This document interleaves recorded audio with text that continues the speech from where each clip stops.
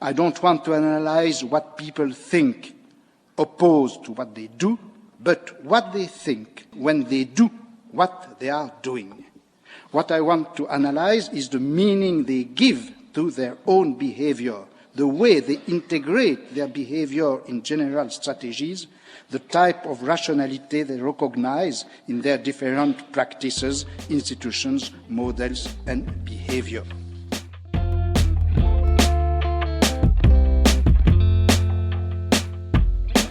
Welcome. I'm Ben Boyce, and this is the Dr. Junkie Show.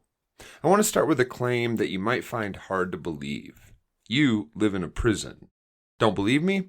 By the end of this episode, you might. But let's start at the beginning. Let's say you have a group of people who you need to control. Take your pick, a classroom full of fifth graders, a prison full of criminals, or a city full of citizens. And let's say those people are like most groups of people. Some of them are willing to follow the rules and play it cool, even if they don't always like it. Let's call these folks docile, as in not yelling, throwing stuff, or acting up. And then you'll have a subset of people who just can't seem to follow the rules.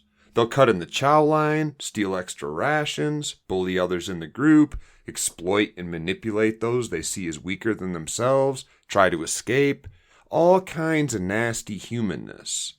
You better come up with some way to keep these people in line, or you're quickly going to have a problem. That brings me to philosopher Jeremy Bentham, who died in 1832, even though his head is still stored in a glass jar at the University College in London. It's got a hole in the top of it because, for a long time, it was attached to his body and publicly displayed in the college's foyer. The hole in the top of his head was from a steel rod with a bolt on top to hold it in place. You can find lots of weird videos of both the booth he was displayed in for years and the head being examined. They remove it from the jar once a year to document decay. The head on the body was swapped out some time ago with a fake one because of that decay, and when the fake head body was put back into the college in a public place, cameras were installed that live streamed the hallway and the foot traffic around the body. And in response, people started to act different when they knew that Bentham, or that the cameras in Bentham's body, were watching. And that's the topic of today's episode, panoptic power. Optic meaning visibility, and pan meaning feeling like it comes from everywhere. Panoptic. As always, my goal is to talk about deep theory in a way that people like me, people who don't understand why Foucault has to use such difficult language to explain things, language we can understand. And of course, I also don't care much for any theory or story that doesn't impact my life personally in a real way, so I also always aim to apply these theories to real-life scenarios, especially scenarios related to crime, prison, and the war on drugs. So let's dive in. So Jeremy Bentham, the head in the jar guy, he's credited with inventing the idea of the Panopticon, a circular prison with a single guard tower in the middle that's completely encased in one-way glass. You can see out of the guard tower, but you can't see in. Now, if you build the cells with all the doors facing inward toward the guard tower, you can effectively surveil every inmate in that prison with just one guard, said Bentham. But it gets better than that. Because the shape of the structure, the building, and the one-way glass that restricts inmates from looking in, from knowing whether they're being watched right now or not, that design forces the inmates to assume that they're always being watched. It becomes a mental game. You can look at the tower all you want, but you'll never know if someone is looking back at you right now. And the real magic? Eventually you don't even need a guard in the tower. The inmates will discipline themselves under the assumption that they're being watched. In other words, you can build a system in such a way as to control the behavior and the beliefs of those within it. Now, Bentham was a weird guy, obviously, considering his head's final resting place, but his ideas stuck with another philosopher born more than 100 years later, Michel Foucault. In the 1970s, he used Bentham as a kicking-off point for what's perhaps his best-known book, called Discipline and Punish, The Birth of the Prison. Foucault grabs this idea of prisons shaped in a circle, a panopticon as Bentham called it, And he says, yeah, Bentham's right, but his theory of architecture influencing behavior is much bigger than just in a prison environment. The entire world now works like a panopticon, said Foucault. We don't need the circular structures and the guards threatening us with solitary confinement anymore, because we now fear oversight and surveillance no matter where we're at. We expect it so much that we largely discipline ourselves to avoid the embarrassment of getting in trouble. Now let's play with that idea for a minute, because it sounds extraordinary, but it's actually pretty easy to spot. You're running late to a meeting with an important person, and as you walk from your car to the building, you think to yourself, is my zipper undone? Of course you'd be embarrassed if it wasn't someone noticed. In fact, you're kind of embarrassed already because in your mind, someone might already have noticed. A stranger in that car that just parked, a rider on the bus you just walked past, a surveillance camera with a curious operator and an incredible zoom lens.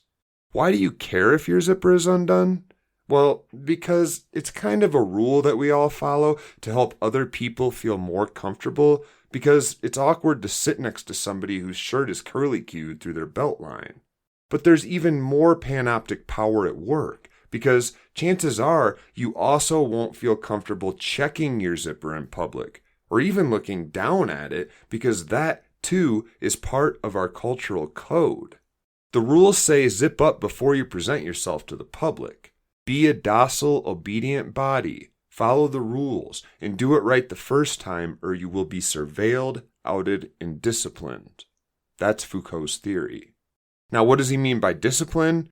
I mean, given our example, it's unlikely a cop is going to come flying up on you, lights and sirens blaring, and arrest you for failing to properly secure your zipper or for checking it in public. But you might get a side eye, or a snicker from two teens you didn't notice exiting a nearby vehicle, a kid on that bus pointing at you and sticking out his tongue.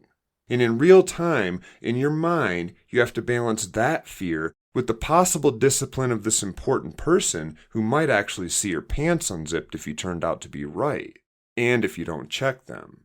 I mean, maybe you won't get that promotion next year, or maybe they'll choose someone else to handle that important project next month. Oh no. Discipline takes place largely in our heads nowadays. We panoptically discipline ourselves under the assumption that we're always being watched from every angle. Now this presents a huge question.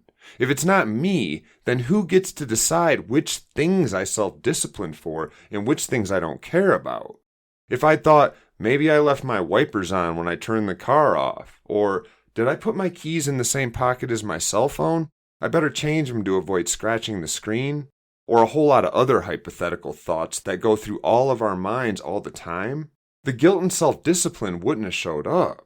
I wouldn't care if anyone saw me switch my keys from one pocket to the other because I don't live in a culture where that sort of behavior is disciplined. It's not on the list. Now, could someone add that to the list of don't do this in public, the list the zipper is on, if they wanted? Could they make me feel ashamed for forgetting to turn off my wipers or for switching my keys from one pocket to the other in public? Foucault's theories are far-reaching, but his main goal in life seemed to be refusing to be governed by any of these pre-existing, non-chosen institutional forces of panoptic power. This is allowed and this is not allowed, says society. But Foucault says the more we say, fuck that, I'm going to do it even if it's not allowed because I want to, the more we achieve freedom. And in many ways he lived by that commitment. He frequented sadomasochist sex clubs in San Francisco, and he eventually died of AIDS before completing what might be his most controversial work, The History of Sexuality, in which he suggests that even our taboos and norms about sexuality, things like the age of consent, sexual assault, gay and straight, they are all socially constructed and should therefore be challenged. In 1978, Foucault was smoking opium, and he was hit by a car.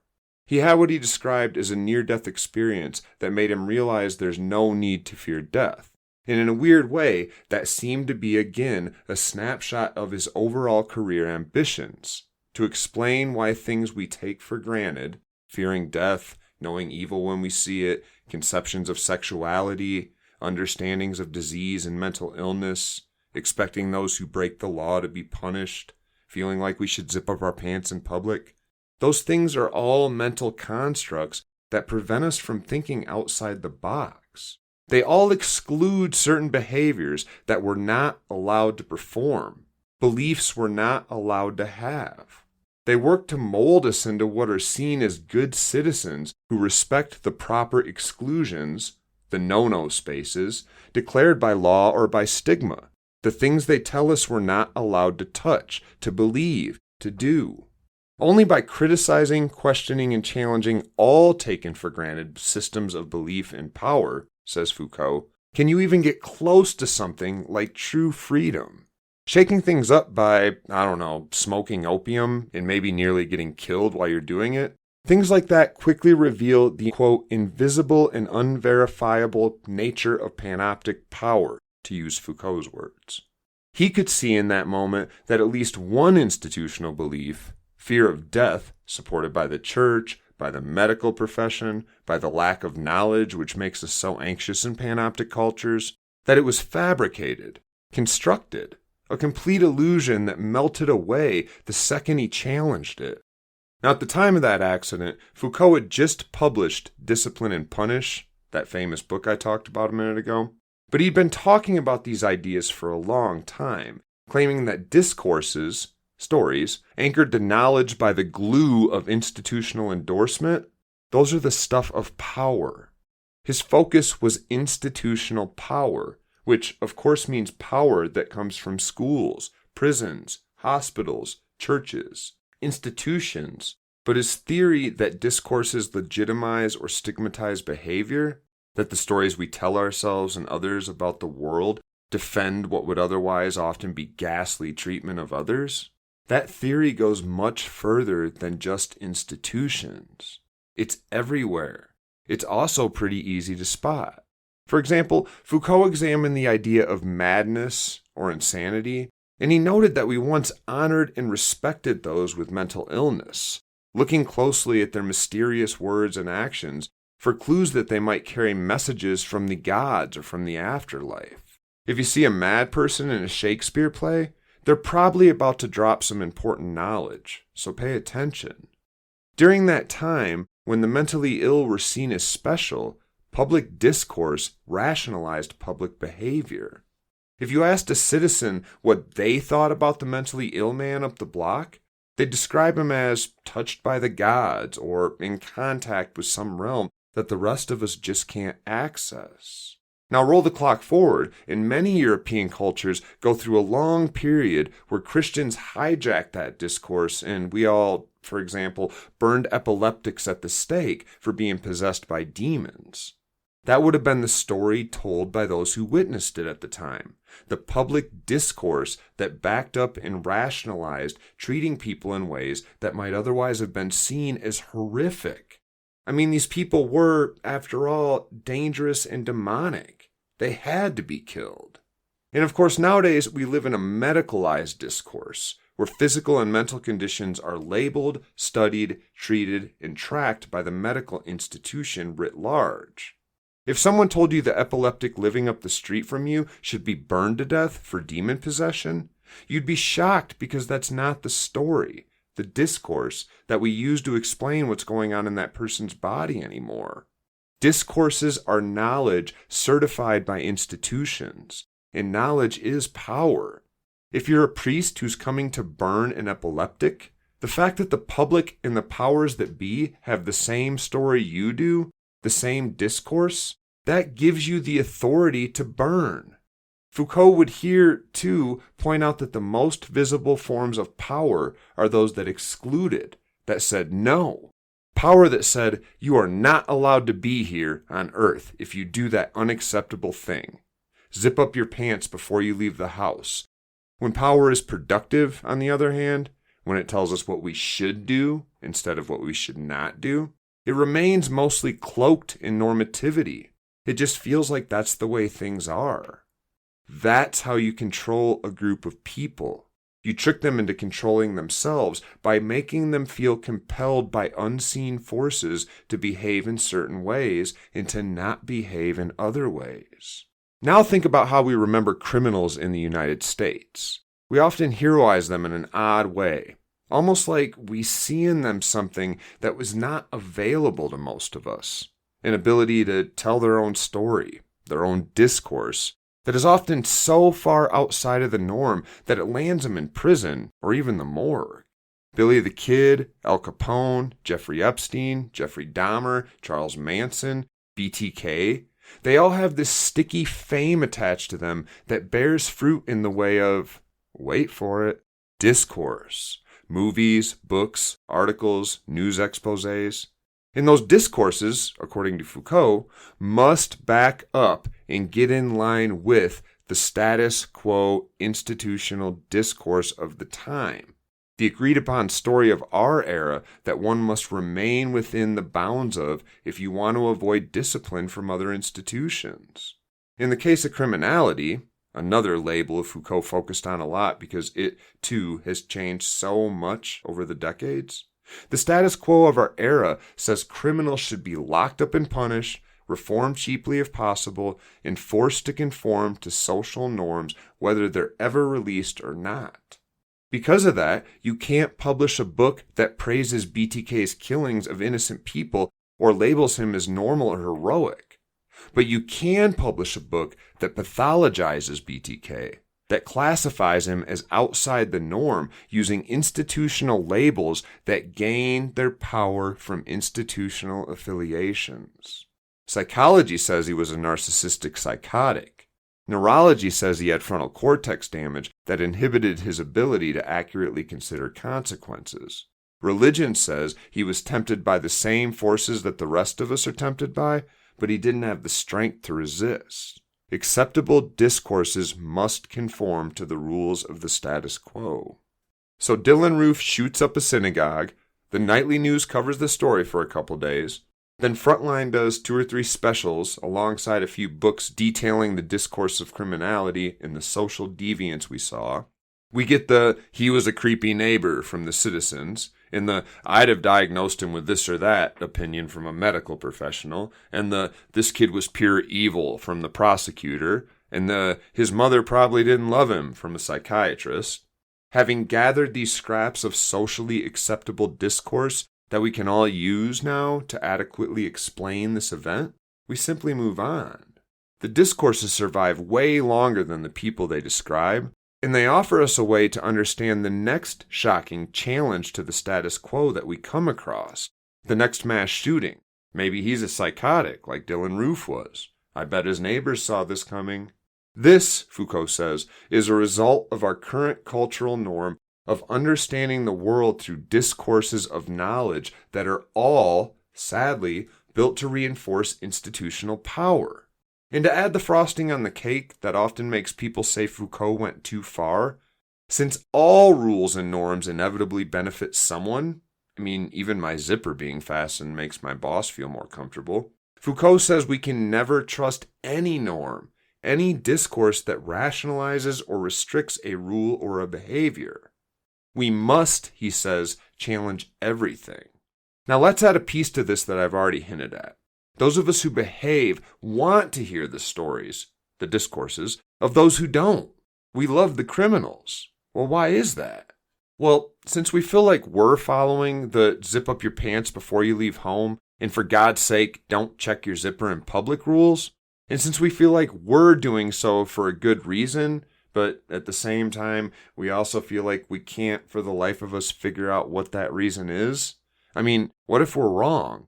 What if there is no good reason to behave, to be docile and play along with the status quo norms of society?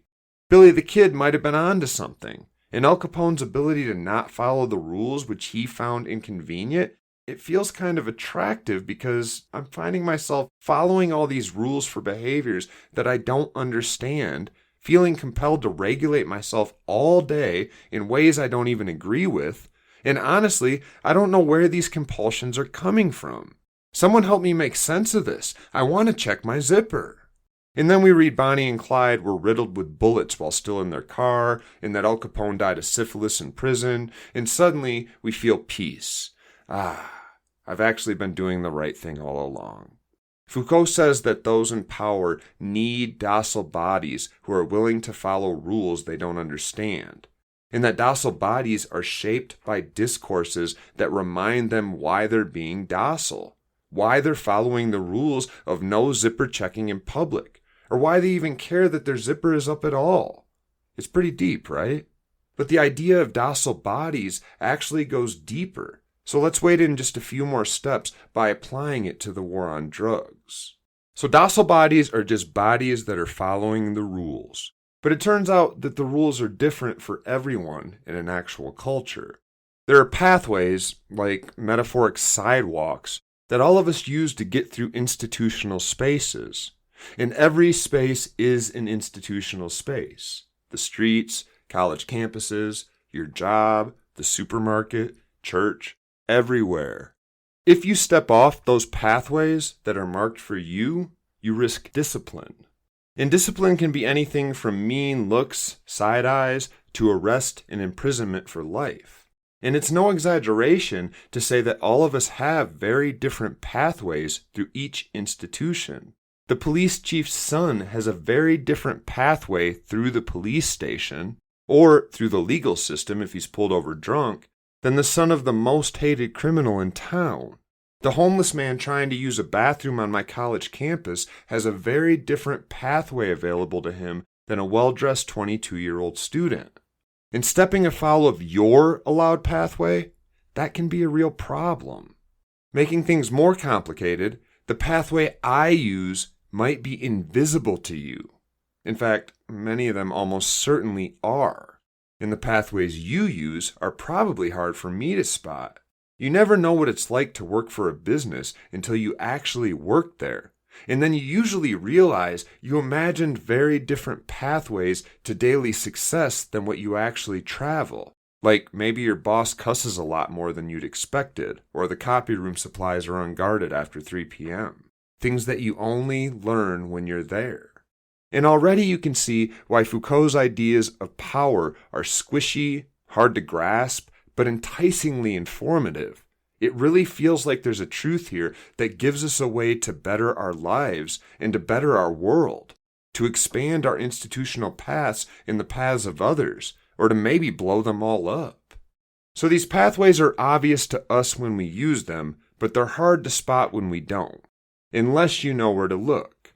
We've all heard stories of black men being arrested for petty crimes, like drugs, only to be released with no charges when the cops realize they're the starting quarterback for Notre Dame. We've all heard stories of Harvey Weinstein and Jeffrey Epstein walking pathways that most of us thought were trenches of certain cultural death, because to us they would have been. Most of us aren't millionaires who can use their wealth to get away with that sort of awful behavior. But with the titles those people possess comes power, institutional power, the ability to move things, in this case, themselves, through otherwise non-navigable spaces, like the criminal justice system. And it really doesn't matter who the police chief's son is or the starting quarterback is this year. They'll both be treated a certain way because of the titles they possess, because of the institutional associations they can lean on, and the way those who encounter them understand those associations. Foucault's main point in all of his work is that knowledge and power are intertwined. Here's another example.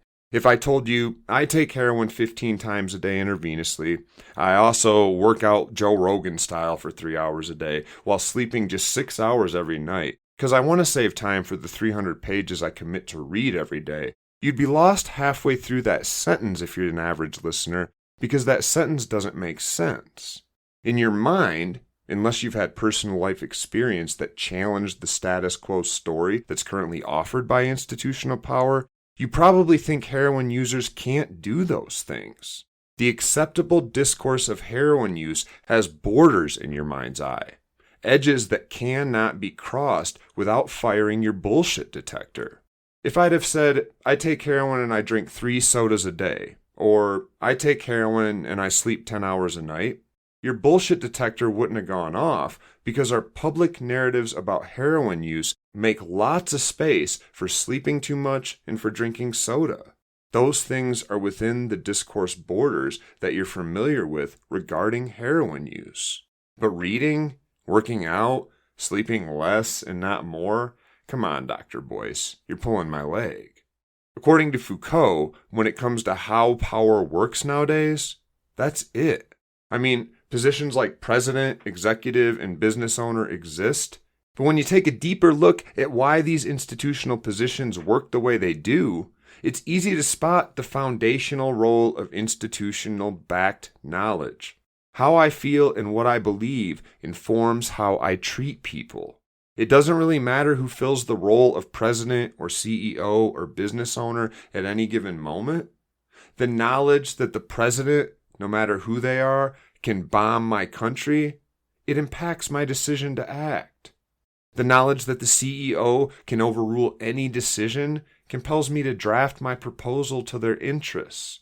The knowledge that the owner of the business where I work has installed surveillance cameras and can fire me anytime for anything compels me to behave, and to behave according to the business owner's standards. If I know that the man who just walked in is the business owner, I'll act in accordance with that knowledge, even if he doesn't own the business and I just think he does. And that's the terrifying magic of Foucault's theory. It both gives us a way to understand how power works and why things happen the way they do, but it also gives us a way to manipulate the masses, especially if the masses don't read Foucault, and they don't. Hence Foucault's seemingly extreme claim that all discourses should be challenged because all discourses benefit people who, because they're being benefited, can't help but support and try to advance those causes. Upton Sinclair, the guy who wrote The Jungle in 1905, once said when running for political office that it's difficult to get a man to understand something when his livelihood depends very much on him not understanding it. You don't have to be a bad guy to look the other way when policies or norms benefit you at the expense of others. Foucault can be a lot, but I like to use his theories as a way to play with the notion of free will, among other things. He's taking a social historical perspective in explaining why neurons work as they work without much wiggle room for freely selected choices absent any pressure from the things we experience.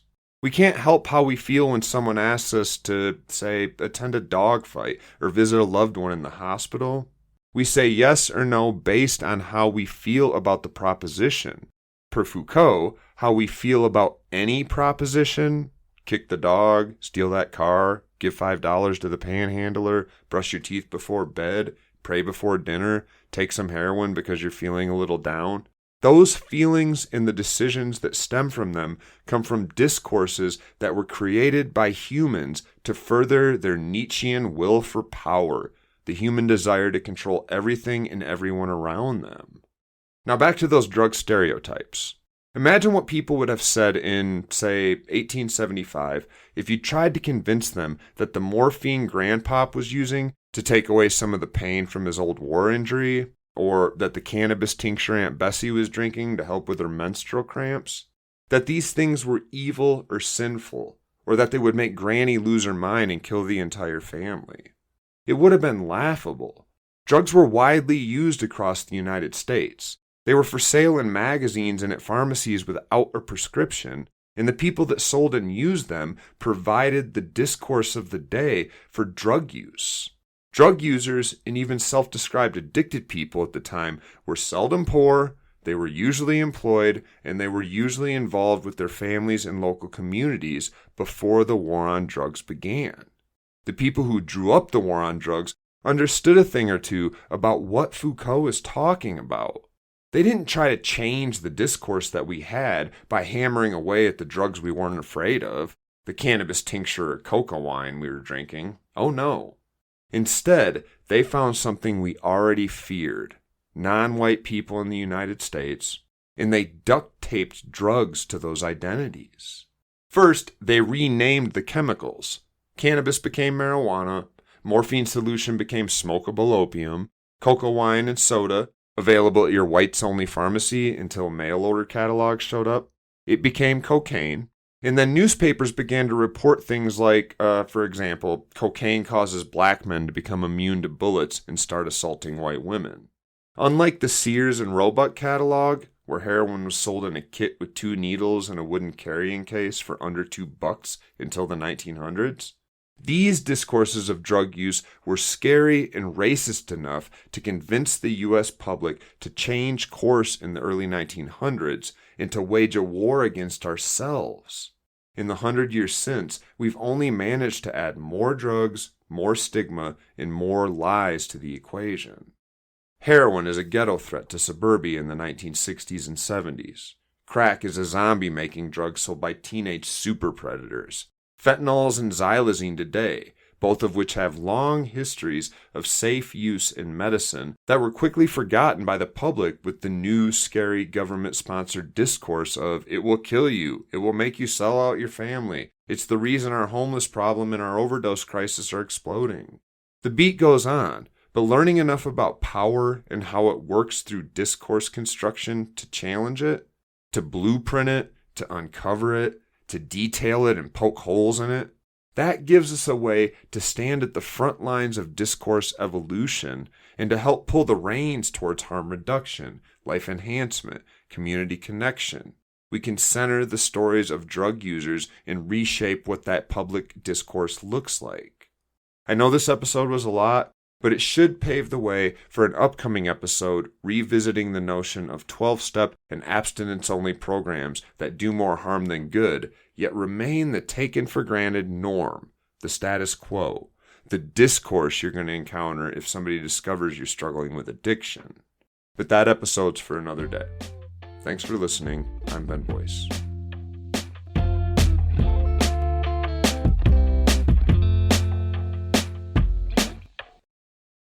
In order to answer the question, what are we now, we have to consider that we are thinking beings, since it is through thought that we are beings who look for truth, who accept or refuse obligations, laws, coercions, and who are related to ourselves or to the others. My aim is not to answer the general question, what is a thinking being? My aim is to answer the question, how did the history of our thought, I mean of our relation to truth, to obligations, to ourselves and to the others, make us what we are? In brief, how could we analyze the formation of ourselves through the history of our thought?